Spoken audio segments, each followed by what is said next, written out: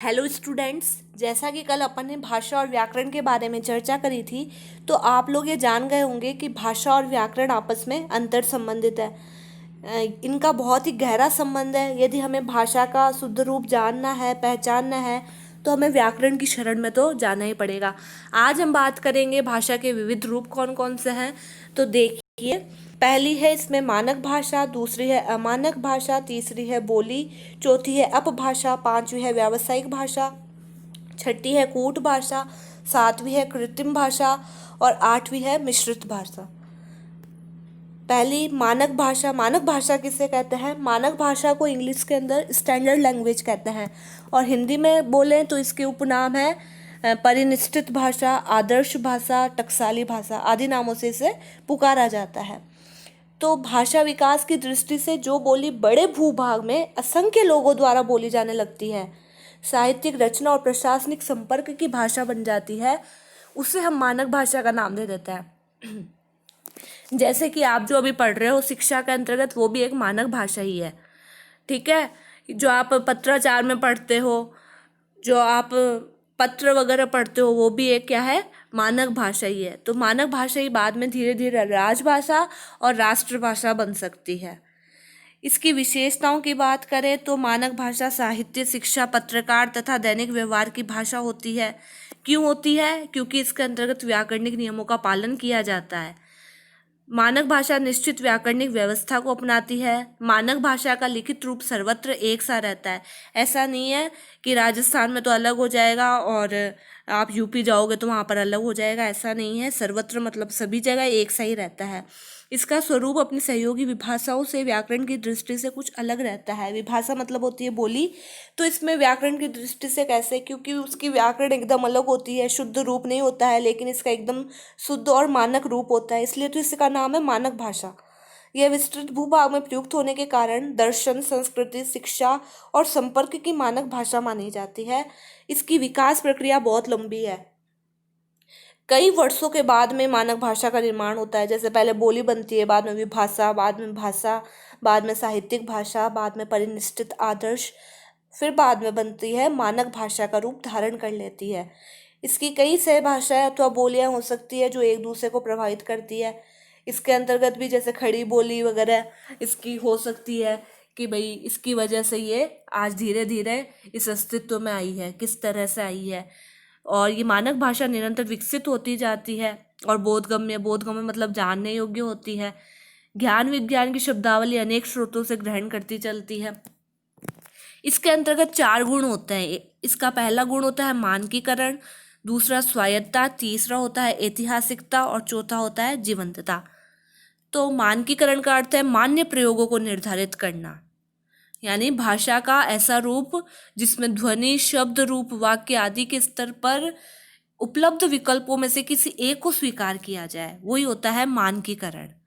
स्वायत्तता, स्वायत्तता होता है अपने अस्तित्व के लिए किसी अन्य पर आश्रित नहीं होती।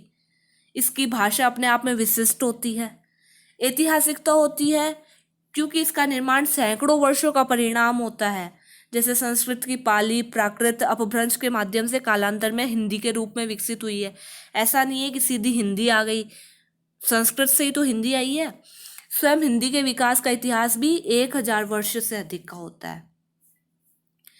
जीवंतता, जीवंतता मतलब अभिप्राय है कि किसी विशिष्ट समाज में निरंतर प्रयुक्त होती रहती है। अभी अपन भी कर रहे हैं, निरंतर प्रयुक्त कर रहे हैं। अध्ययन, अध्यापन, लेखन, व्यापार, राजनीति आदि सभी क्षेत्र में इसका प्रयोग होता है। अमानक भाषा जो दूसरी है, अमानक मतलब इसका उल्टा, मानक का उल्टा अमानक। तो भाषा के मानकीकरण का प्रश्न सामाजिक स्वीकृति से जुड़ा है। मानकीकरण तो सामाजिक है ही है, सभी ने इसको स्वीकृति दी है, लेकिन अमानक जो होता है अतः शिक्षित और शिष्ट समाज भाषा के जिन रूपों का औपचारिक प्रश्नों में उपयोग नहीं कर पाता, उन्हें अमानक रूप कहा जाता है। जैसे इसके अंतर्गत उदाहरण यदि अपन दें तो अंग्रेजी की जैसे ओ ध्वनि है, उससे शब्द आए जैसे कॉलेज, बॉल, हॉस्पिटल, ये पहले नहीं थे, लेकिन अब जो है इसे स्वीकृत कर लिया गया है। पहले तो ये अमानक कहलाते हैं, लेकिन अब ये स्वीकृत हो गए। और जैसे यदि अपन मोजा की बात करें, लौकी, घुइयाँ, गंदी आदि को अमानक माना जाएगा। हिंदी में कार्यालय स्तर पर एक ही काम के लिए अनेक शब्दों का प्रयोग मानक मान लिया गया है। जैसे कि रिश्वत या फिर उत्कोच, कोर्ट कचहरी, आजकल अपन इनका भी प्रयोग जो है वो हिंदी में करने लग गए, जो पहले अमानक थी। अब है बोली। बोली क्या होती है? बोली तो हर जगह ही बदलती रहती है। ऐसा नहीं है कि भाई राजस्थान के अंदर एक ही बोली बोली जाती है। राजस्थान में भी आप कहाँ पर यदि थोड़े थोड़े गांव के अंदर भी देखो, कहीं आप दूर जाओगे तो बोली आपको एकदम अलग मिलेगी। तो भाषा का ये रूप भूगोल पर आधारित होता है। यह प्राय एक प्रांत अथवा उसके बड़े भाग में प्रचलित होती है। एक प्रांत मतलब छोटे से प्रांत में यदि अपन बात कर सकते हैं तो एक बोली के अंतर्गत अनेक उपबोलियां भी हो सकती है। जैसे अपने हो गई मारवाड़ी, हो गई ढूंढाड़ी, हो गई यह हाड़ौती बोली, आगे आदि जो है मेवाती हो गई। ये सब क्या है? बोलियां होती है। हिंदी में भी जैसे होती है खड़ी बोली होती है, ब्रज भाषा होती है, आदि अनेक बोलियां होती है। तो इसमें देशज और घरेलू शब्द है, इनका प्रयोग क्या होता है? अधिक होता है और यह छोटे क्षेत्र में प्रचलित होती है। फिर है अपभाषा। अपभाषा होती है, अप मतलब होता है बुरा, तो बुरी भाषा। बुरी भाषा जो होती है सभ्य और शिष्ट समाज की पहचान नहीं होती। इसका जो प्रयोग है वो अशिष्ट, असभ्य, अपरिष्कृत जो लोग हैं वो लोग करते हैं। इसमें मुख्यतः शैक्षिक और सामाजिक दृष्टि से पिछड़े वर्ग, अपसंस्कृति वाले समाज वाले जो वर्ग है वो इस भाषा का प्रयुक्त करते हैं। इसका उद्देश्य प्रयोक्ता वर्ग द्वारा अन्य लोगों को अपनी बातचीत से दूर रखना होता है, अपने को दूसरों से अलग दिखाने के लिए। जैसे कि आजकल आप देख रहे होंगे कि फैशन चल रहा है। पहले तो ये क्या करते थे, इनका प्रयोग डाकू वगैरह करते थे, लेकिन आजकल लोग जो सभ्य लोग हैं वो फैशन के तौर पर भी इसका प्रयोग करने लग गए। खुद को बाद में फैशनेबल दिखाने के लिए इसका प्रयोग करने लग गए आजकल। इसकी विशेषताएं क्या है? इसमें व्याकरण के नियमों की प्राय उपेक्षा की जाती है। जैसे करा, एकर मतलब एकर बोल देते हैं, इसका नहीं बोलकर ओकर बोल देते हैं। अश्लीलता शिष्ट समाज में वर्जित और अनुपयुक्त शब्दों को अपभाषा में प्रयुक्त किया जाता है। परिनिष्ठित भाषा में जिन मुहावरों को अश्लील, हिंसापूर्ण और कुरुचिपूर्ण होने के कारण प्रयोग नहीं, अपराध, मादक पदार्थ आदि क्षेत्रों में प्रयुक्त शब्दावली का प्रयोग इसमें किया जाता है, ये अपभाषा के अंतर्गत ही हो सकता है। सभ्य समाज में वर्जित शब्दों को अपभाषा में प्रयोग किया जाता है। जैसा मैंने आपको पहले ही बता दिया कि सभ्य समाज के अंदर जो भी वर्जित शब्द होते हैं उन्हें अपभाषा के अंतर्गत बोला जाता है। अपभाषा यानी होती है बुरी भाषा और इसे सभ्य समाज को नहीं बोलना चाहिए। फिर है व्यावसायिक भाषा। व्यावसायिक मतलब होती है किसी व्यवसाय विशेष से जुड़ी हुई। जैसे यदि दर्जी कोई काम कर रहा है तो दर्जी कहेगा पहले कच्चा कर दे, बखिया कर दे, काज लगा दे, बटन लगा दे, टांग दे दे। यदि कोई कृषक होएगा, किसान होएगा, तो वो बोलेगा आज तो गेहूं आज नर्म है, चने में गर्मी है, यानी गेहूं तो क्या है, सस्ता है, चना महंगा है। वैज्ञानिक है तो अपने ढंग से बोलेगा, अध्यापक। तो इस तरह व्यवसाय के अंतर्गत जो संबंधित भाषा है वो व्यावसायिक भाषा के अंतर्गत आती है। फिर देखिए कूट भाषा। कूट भाषा जिसका उपनाम है गुप्त भाषा भी इसे कह सकते हैं। तो अर्थ को कुछ लोगों तक सीमित रखने के लिए तथा कई बार तो कोरे मनोरंजन के लिए भी कूट भाषा का प्रयोग किया जाता है। जैसे कि आपने देखा होगा जो डाकू वगैरह होते हैं या फिर जो गुप्तचर अधिकारी होते हैं वो इस भाषा का प्रयोग करते हैं।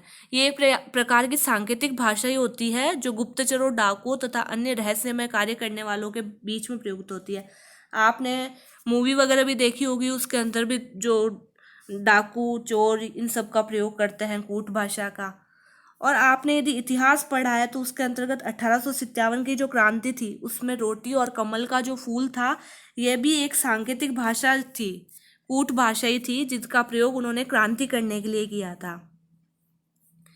ठीक है, आगे देखिए कृत्रिम भाषा। कृत्रिम भाषा आपको जैसे कि नाम से ही पता चल रहा है कि बनावटी भाषा होती है, जिसका स्वाभाविक जन्म और विकास नहीं होता, बल्कि जिससे विशेष आवश्यकताओं की पूर्ति के लिए मनुष्य द्वारा गढ़ा जाता है। जो इसका प्रयोग हो रहा है आजकल बहुत कम हो रहा है। इसके अंतर्गत जैसे ये काम चलाओ भाषा भी हो सकती है, गंभीर विषयों के लिए अनुपयुक्त रहती है, इसमें उच्च कोटि का जो साहित्य सृजन है वो संभव नहीं हो पाता, यह मातृभाषा का स्थान और गौरव प्राप्त नहीं कर सकती। भौगोलिक कारणों से ये इसमें ध्वनि भेद स्वाभाविक है, इसलिए इसमें एक रूपता भी संभव नहीं है। क्योंकि कृत्रिम भाषा है यानी बनाई गई है, खुद के गन जो होती है मन के अंदर आ गई वैसे ही बना दी, लेकिन आजकल इसका प्रयोग बिल्कुल भी नहीं होता। पहले सोचा था कि इसके लिए परियोजना बनाई जाएगी, लेकिन आज़ादी के बाद में इस परियोजना को छोड़ दिया गया। फिर है मिश्रित भाषा। मिश्रित भाषा, इसका भी नाम से अभिप्राय है कि दो या फिर अधिक भाषाओं के तालमेल से बनी भाषा है। इसका प्रयोग आजकल आप लोग भी बहुत कर रहे हो, इंग्लिश के साथ में हिंदी बोल देते हो, हिंदी के साथ में इंग्लिश बोल देते हो, यही मिश्रित भाषा है। तो इसे ही कहते हैं दो भाषाओं के मिश्रण से काम चलाऊ भाषा का विकास मिश्रित भाषा के रूप में होता है।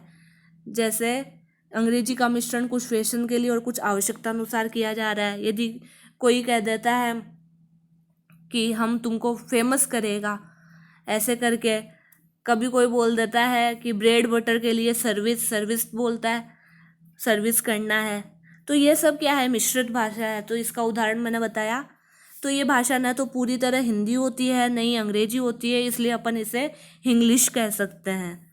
दो भाषाओं के बीच में काम चलाऊ स्थिति पिजिन की होती है, लेकिन इसका विकसित रूप जो होता है वो क्रियोल कहलाता है। क्रियोल भी क्या है, एक मिश्रित भाषा ही है, लेकिन विकसित होते होते मातृभाषा के रूप में किसी निश्चित क्षेत्र में प्रचलित हो जाती है। ये होती है मिश्रित भाषा। तो आज आप भाषा के विविध रूपों के बारे में समझ ही गए होंगे, और कल अपन जो है लिपि का टॉपिक पढ़ेंगे। तो आप भी पढ़ते रहिए, और इस कोरोना के अंदर करो ना तैयारी। और हिंदी को आप बिल्कुल भी अदर सब्जेक्ट के रूप में मत लेना, क्योंकि हिंदी के अंतर्गत भी जो अंक है वो बहुत महत्वपूर्ण होता है। बोर्ड के एग्जाम में एक एक अंक बहुत महत्वपूर्ण होता है, इसलिए मेरे साथ ही साथ हिंदी को भी पढ़ते ही जाइए। धन्यवाद।